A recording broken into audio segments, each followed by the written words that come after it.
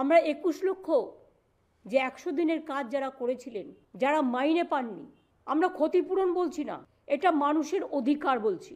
তারা মাইনেটা পাননি, কাজ করার যে মাইনেটা, সেই মাইনে বাবদ যে টাকাটা হয়, সেই টাকাটা আমরা তাদের 21শে ফেব্রুয়ারি থেকে তাদের ডিবিটির মাধ্যমে আমরা দিয়ে দেবো। বাংলা 1 নম্বরে ছিল, 100 দিনের কাজে বন্ধ করে দেওয়া হয়েছে কেন্দ্রীয় সরকারের প্রজেক্টে। বাংলা রাস্তাশ্রী প্রকল্পে, গ্রামীণ রাস্তা সড়ক যোজনা 1 নম্বর ছিল, 3 বছর ধরে টাকা দেওয়া হয় না, বন্ধ করে। বাংলার আবাস যোজনা, ঘর তৈরি করা, সেটাও বন্ধ করে দেওয়া হয়। তা সত্ত্বেও আমরা রাজ্য সরকারের বাজেট থেকে আমরা পথশ্রী 1, পথশ্রী 2, পথশ্রী 3 কয়েক হাজার মাইল রাস্তা নতুন করে আমরা তৈরি করছি। এছাড়াও এটা মনে রাখবেন, 11 লক্ষ বাড়ি যারা খুব জেনুইন, সত্যি গরিব, অনেক রিভিউ করে 157টা টিম পাঠিয়ে কেন্দ্রীয় সরকার এটাকে ক্লিয়ার করেছিল জেনুইন কেস বলে।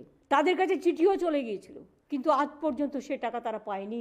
আমরা বাজেটে প্রভিশন রেখেছি, আমরা 1 মাস অপেক্ষা করব, তার মধ্যে কেন্দ্রীয় সরকার যদি টাকা ছাড়ে ওয়েল অ্যান্ড গুড, আর যদি না ছাড়ে তাহলে 1 মে থেকে আমরা এই 11 লক্ষ বাড়ির টাকা আমরা ছাড়বো।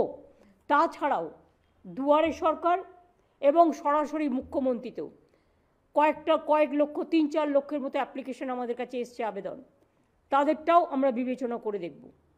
এবং বাদবাকি যেগুলো পড়ে থাকবে আমরা ফেজ বাই ফেজ করে দেব, মানুষকে আমরা বঞ্চনা করতে দেব না। মাননীয় অধ্যক্ষ মহোদয়, PMAY যোজনায় কেন্দ্রীয় সরকারের আর্থিক বঞ্চনার জন্য 11 লক্ষেরও বেশি অনুমোদিত পরিবার তাদের গৃহ তৈরির সুযোগ থেকে বঞ্চিত হয়েছে এবং কঠিন অবস্থার মধ্যে বাস করছে। আমরা বারবার কেন্দ্রীয় সরকারকে ব্যাপারে প্রদেয় টাকা মঞ্জুর করার জন্য অনুরোধ করলেও কেন্দ্রীয় সরকার সাড়া দেয়নি। আমরা আরো 1 মাস এই খাতে রাজ্যের পাওনা টাকা পাবার জন্য অপেক্ষা করব। যদি কেন্দ্রীয় সরকার সাড়া না দেয় তাহলে রাজ্যের নিজস্ব অর্থ থেকে এই পরিবারগুলিকে সাহায্য করার জন্য রাজ্য সরকার বিবেচনা করবে। এবং সবচেয়ে বড় কথা, যাদের 100 দিনের কাজের টাকা আটকেছে, সেই 100 দিনের কাজের 1/3 জব কার্ড হোল্ডার আইনত মেয়েরা, অর্থাৎ মেয়েদেরও জব কার্ড হোল্ডার যারা, তাদের পয়সা দেওয়া হয়নি, কাজ করিয়ে নেওয়া হয়েছে। আর গতকাল মাননীয় প্রধানমন্ত্রী বড় বড় কথা বলে নারী শক্তি বলে অনেক কিছু বললেন। নারী শক্তির দারুণ নাকি সম্মান। বিলকিস বানুর ধর্ষকরা ছাড়া পেল কেন, সে কথা তো বললেন না।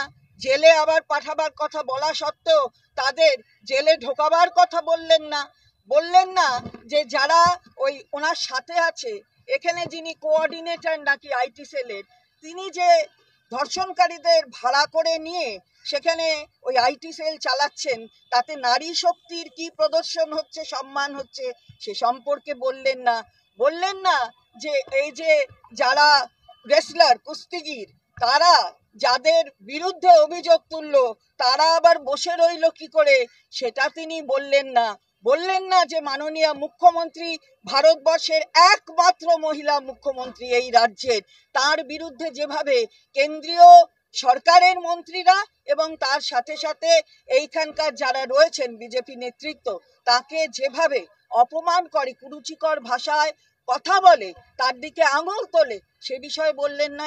ভারতবর্ষ আমার দেশ, সুতরাং ভারতবর্ষের মানুষ, সেখানে 50% মহিলা মনে রাখতে হবে। এখন বুঝি ভোটটা খুব দরকার হয়েছে, ভোটের প্রয়োজনে হঠাৎ नारी शक्ति सम्मानेर कथा मने होच्छे।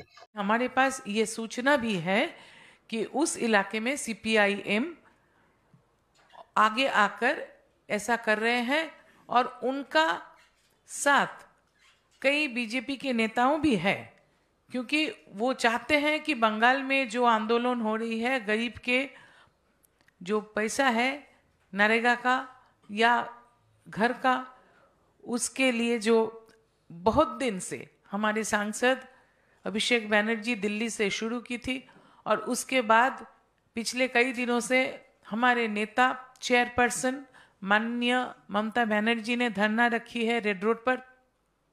वो धरना अभी तक जारी है और उन्होंने ये भी घोषणा की है कि अगर केंद्र का जो देने वाला हिस्सा है केंद्र सरकार नहीं दिया 21 तारीख तक, तब 21 तारीख पर हमारे यहाँ से हमारी सरकार, ममता बनर्जी की सरकार, उन 21 लाख लोगों के बैंक में ये पैसा पहुंचाएगी। इस पर गरीब लोग जो बंगाल के हैं, जिसके पास ये पैसा पहुंचना था, ये बहुत खुश है।